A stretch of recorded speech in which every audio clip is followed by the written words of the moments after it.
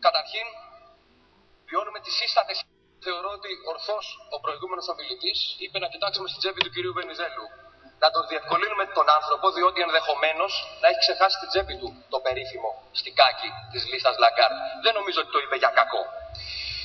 Καταρχήν, βιώνουμε τις σύστατες ημέρες αυτού του πολιτικού συστήματος, το οποίο, όπως φαίνεται, βομβαρδισμένο από τα σκάνδαλα, τις μίζες και τη διαφθορά, είναι πανέτοιμο να καταρρεύσει. Παρ' όλα αυτά, η έπαρση και η αλαζονία όσων στήριξαν το σύστημα αυτό είναι πρωτοφανής. Βοάει η κοινωνία και κραυγάζει, δώστε τη λίστα του μαύρου χρήματος. Αυτό συζητείται από εκατομμύρια Έλληνες σήμερα. Και όμως, οι δύο βασικοί συνεργοί του εγκλήματος, και να το πούμε και τα ονόματά τους, παρόλο που είναι απόντες, ο κύριος Βενιζέλος και ο κύριος Παπακοσταντίνου, παριστάνουν τις μωρές παρθένες. Ο ένας μας λέει ότι την έχασε και ο άλλος ότι την ξέχασε. Επί της ουσίας μας φτύνουν όλους εμάς κατά πρόσωπο και δυστυχώς μέσα σε αυτή τη χώρα δεν κινείται φύλλο, δεν παρεμβαίνει ούτε ένας εισαγγελέας για να καλέσει αυτά τα δύο πολιτικά πρόσωπα. Βενιζέλος και Παπακοσταντίνου, αλλά και το δίδυμο Διώτης και Καπελέρης προκαλούν, έχουν το θράσος και προκαλούν διότι συγκαλύπτονται. Δεν ξέρει το κράτος πώς αντιμετωπίζονται οι εγκληματικές οργανώσεις. Ξέρει πολύ καλά και αν δεν ξέρει να το πούμε εμείς.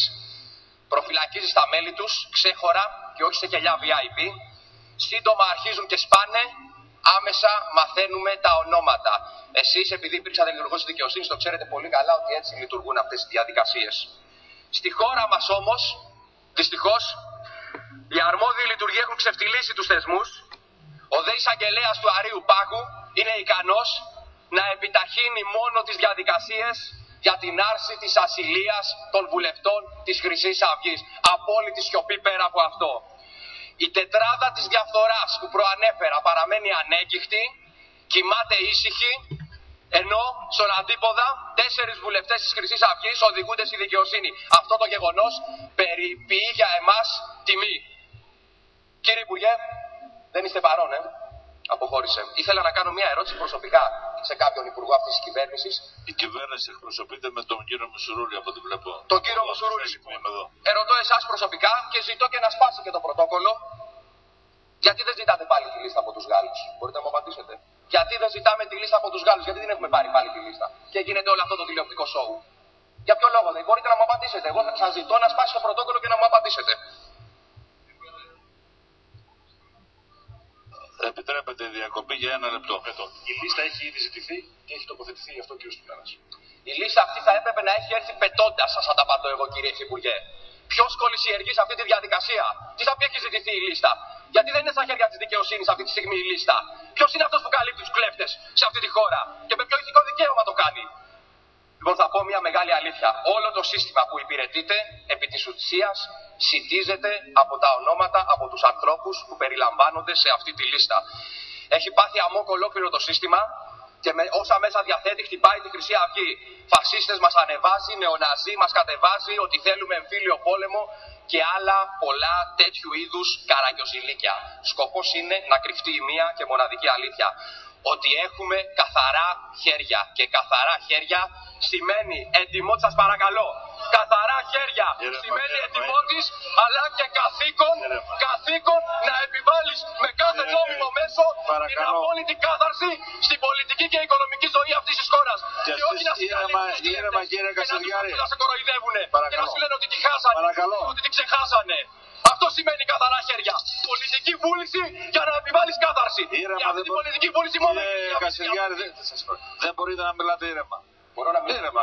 Τα ίδια πράγματα τα λέμε με ηρεμία. Παρακαλώ πάρα πολύ, λοιπόν, ήρεμα. Κύριε Πρόεδρε, μπορώ να μιλήσω ήρεμα, αλλά δεν επιτρέπω διακοπές, διότι δεν το επιτρέπει ο κανονισμός της Βουλής. Λοιπόν, οι τοκογλύφοι επισήμως ζήτησαν κλειστό λογαριασμό για δέσμευση της εθνικής μας περιουσίας. Μέχρι και τα έσοδα από το ΦΠΑ που θα πληρώνει από το ειστέρημά του ελληνικός λαός. Ήδη βεβαίως εκχωρούμε λιμένες, αιγιαλούς, χρυσό, υδρογονάνθρακες, όλο τον εθνικό μας πλούτο. Ρωτήσαμε τον κύριο Υπουργό τι απήντησε. Θα του πούμε ποια είναι η πρέπουσα απάντηση που έπρεπε να δώσει σε όλους αυτούς. Η πρέπουσα απάντηση λοιπόν είναι ότι η Ελλάς Είναι ένα κράτος ελεύθερο και ανεξάρτητο. Δεν είναι ένα άθλιο προτεκτοράτο ξένων δυνάμεων. Για τον ελληνικό λαό, ακόμα και η συζήτηση για ένα τέτοιο ηταμό αίτημα ισοδυναμεί με εθνική προδοσία. Βεβαίως, οφείλουμε να πούμε, για να είμαστε αντικειμενικοί, δεν κάνουμε σκληρή αντιπολίτευση, τα έχετε καταφέρει άριστα στη σκληρή διαπραγμάτευση. Έχετε ασκήσει πράγματι αφόρητη πίεση στην Τρόικα. Θα έλεγα ότι τελευταίες μέρες κυριολεκτικά έχετε διαλύσει τους τοκογλύφους. Και είναι δε αξιοσημείωτο ότι δεν καθάρισε για όλα αυτά ο κύριος Σαμαράς, που πες είναι και ένα 90, ξέρω εγώ, έχει τα προσόντα, ή ο κύριος Βενιζέλος, που έχει αυτό το ειδικό βάρος, έχει τον ανάλογο όγκο και μπορεί και εκτοπίζει τους αντιπάλους. Από ό,τι φαίνεται, καθάρισε ο γίγας της επαναστατικής αριστεράς, κύριος Φώτης Φανούριος Κουβέλης, ο οποίος συνέτριψε στην κυριολεξία την αδιαλαξία των Τροικανών. Πέτυχε δε, από ό,τι ενημερώνομαι και από τις εφημερίδες, το ακατόρθωτο, και πλέον ο χρόνος προειδοποίησης για τις απολύσεις από 3 μήνες πήγε στους 4.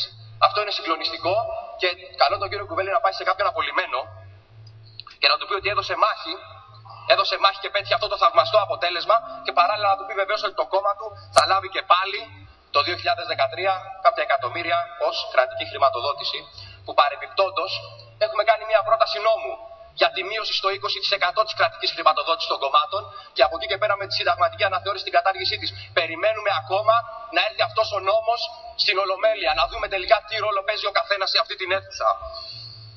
Τέλος, τα πράγματα είναι πράγματι οριακά για τη χώρα. Υπάρχουν κάποιοι γελοί που λένε ότι η Χρυσή Αυγή δεν προτείνει τίποτα, απλά καταγγέλει κτλ. Λοιπόν, εμείς θα πούμε 2 απλά πράγματα.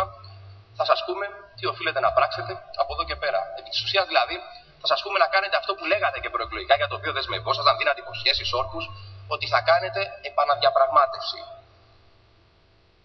Πραγματική διαπραγμάτευση με τους τοκογλύφους δύναται και οφείλει να κάνει η Ελλάς, διότι η Ελλάς ως ισότιμο μέλος της Ευρωζώνης μπορεί και οφείλει να απαιτήσει και κούρεμα του χρέους του επισήμου τομέα, δηλαδή πραγματική αναδιάρθρωση του ελληνικού χρέους, στην οποία είναι αναγκαίο να μετέχει η Ευρωπαϊκή Κεντρική Τράπεζα, αλλιώς δεν λύνεται το ελληνικό πρόβλημα, το γνωρίζουν οι πάντες άριστα, και από εκεί και πέρα τα εγχώρια τραπεζικά ιδρύματα θα πάρουν και πάλι δισεκατομμύρια, θα πάρουν και πάλι ζεστό χρήμα για την ανακεφαλαιοποίησή τους.